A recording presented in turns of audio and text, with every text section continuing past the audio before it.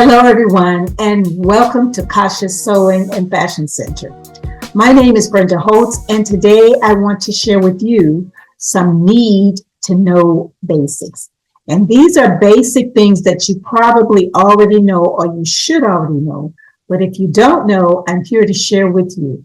And today I'm going to share with you some marking tools that you can use in your arsenal in order to be able to mark your patterns so that they will go together a lot easier. So I'm going to give you some options today. You don't have to use all of this. You establish what your basics will be so that you will be able to move a lot more swiftly into your projects and have them sew together a lot better. So today I'm going to share with you my marking tools, or some marking tools that I have used in the past, and some marking tools that maybe you don't know how to use and you can learn how to use them today. Okay, so I'm going to start with the tracing paper. Now, tracing paper, it's called dressmaker's tracing paper. It's kind of antiquated. A lot of sewists not using a lot of tracing paper nowadays. But this one was a tracing paper that has like a little waxy surface, and I'll show you what that looks like. This is the dressmaker's tracing paper with the little waxy. You can see how it shines a little bit. This is the right side of the paper that is transferred onto your garment. This is the wrong side. So whenever you're using your tracing paper, make sure when you're done, you fold it with the color on the inside and then you store it. Otherwise, it'll keep wiping off on all the other sheets that you have. Also, we have the wax-free. So they kind of like upgraded over the years to the wax-free because sometimes the wax, if you're not really careful, it can smear on your garment, and now you have the smearing of the wax in your garment before you even wear it. Now, they say you can use a little sponge and a little water and kind of like rub it out a little bit, but you don't want to rough up your garment too much before you at least get a chance to wear it. And now this is an upgrade too. It's called Disappearing Mark Be Gone tracing paper. Now, this particular one you can use. If you mark your garment, it's supposed to disappear within 24 to 72 hours. So you don't have to use a little sponge to get it out. But I'm going to show you really quickly how to use the tracing paper. So like I said, the color's on the inside. So you're going to reverse your paper. And this little sheet right here is my garment. And I'm going to use a lighter color because you won't be able to see it on this dark piece of paper.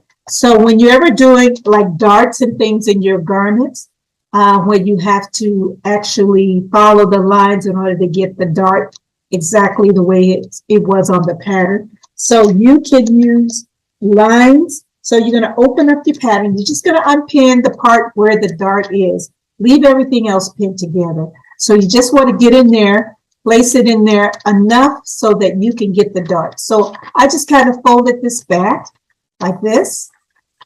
Then I'm going to put the colors in between because these are your colors. This is your color side. So it's going to go inside like this. Put it in. And you're going to need a tracing wheel.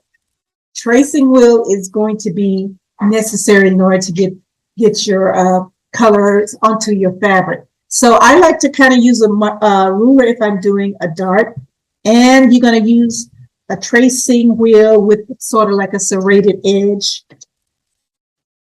And one other thing about the disappearing tracing paper, they said you need to use a smooth tracing wheel. This one has like little serrated edges, but they do have the smooth ones too. So you need a smooth one in order to use the disappearing Mark Be Gone tracing paper. This is this one. You need a smooth one. So let's see what we got. I used the pink, and so it transferred to both sides. So now I can take this off. Now that I've got it marked, and you can see that it's marked on both sides. here, and here. Okay, so that's how you use your tracing paper. So let's put this over to the side, and I'm going to move on to your pens and pencils. Now, this particular pen here, you can buy, it's supposed to be disappearing, mark be gone as well. So they're transferring them from the tracing paper to the pen. Now, when you use this particular pen to mark any of your garments, it will disappear within 24 to 72 hours as well. Now, this one is a water-soluble pen, which means that in order to get the markings out, you have to wet a little sponge or something and try to rub it out a little bit. But like I said, I don't really like roughing up my garments just to get a stain out when I want to wear it, especially when I'm done with the garment. I just want to wear it. I don't want to have to rough it up to get the little dots and stuff out of it. But this particular one is the one I prefer to use because it has like the water soluble, which is the blue side, and you can use that side, and also it has a disappearing ink side. So you get like 2 in 1. So this is probably a better deal. So you'd have to buy like 2 pens in order to get this. So if you see this one, this is probably the better deal. Now these pencils also, one is white and one is yellow. These are quilting pens. So if you're doing any little quilting or anything like that, and you're using templates to mark your lines, these are really good to have, you know, because once you stitch them in there, you really don't see the markings anymore. Once you start to stitch, you use them when your quilt is really, sometimes your quilt is really, really busy. You know, if your quilt is busy, you probably will use maybe like a yellow pen because you could probably see that better. For darker colors in your quilt, you can use this too. You can use that to also mark with your template.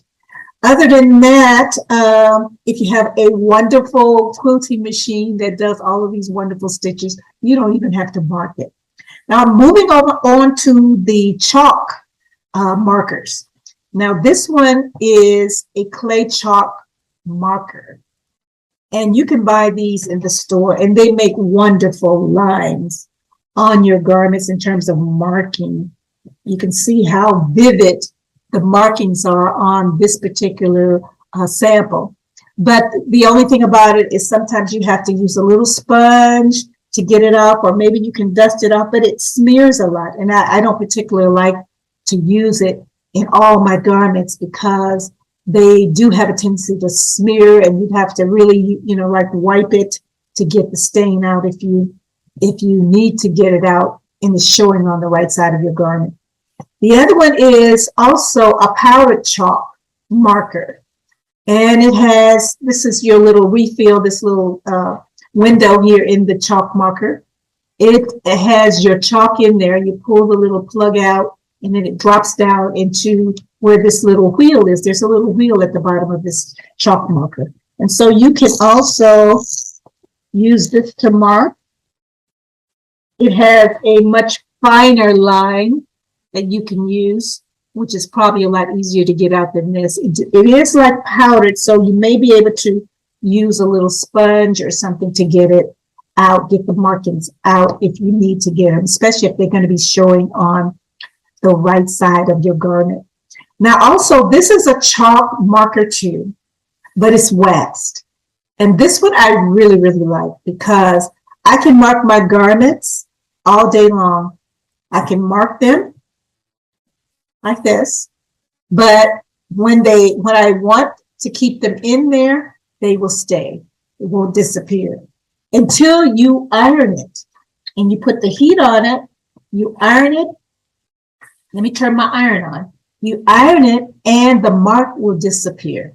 Now, it doesn't always work for every type of fabric. I would always test my fabrics because like on satins and silky things like that, it will have a tendency to leave a little greasy mark. So you don't want any greasy marks on your garment once you're done, especially if you're working for somebody else. So I just turned my iron on and I pressed it out and now it's gone. Let me get another sheet over here because that particular one had the marking on the backside for the clay chalk. So I'm going to just mark it again like this, and then iron it out like this. Because at the other sample, you could see from the other side where I had marked those other ones. So I didn't want to let you think that it didn't get the markings out. Okay, so there's one other way you can mark your garment, and that is tailor tacking.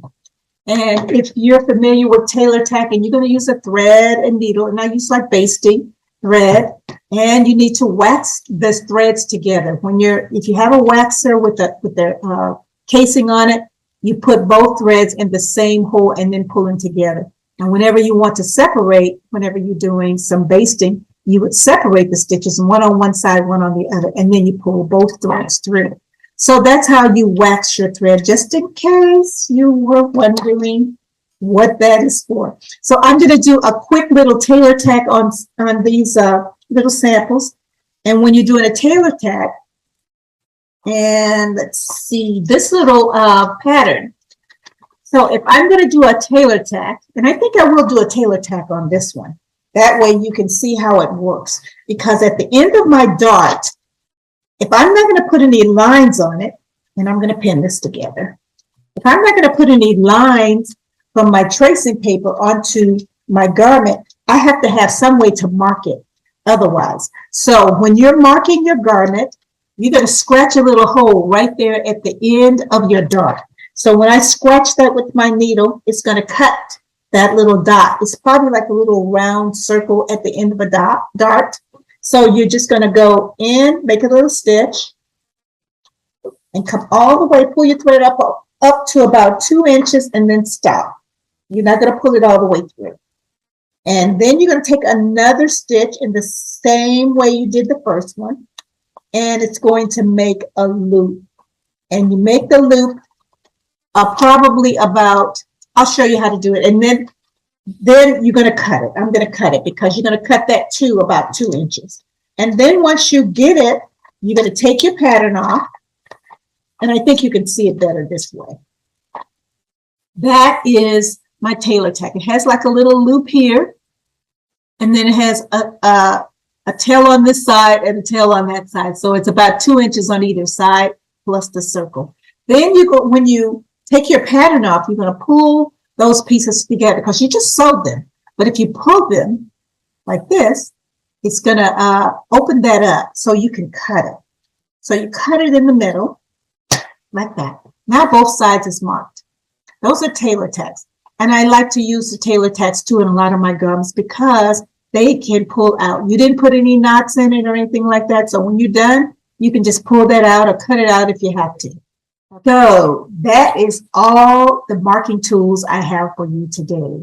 If you need more in-depth instructions on how to apply these tools to your journey, I suggest you go to my So Amazing online courses because there is so much information that you need to know in order to get your journey started properly. Other than that, that is all I have for you. I will see you in the next video. Bye for now.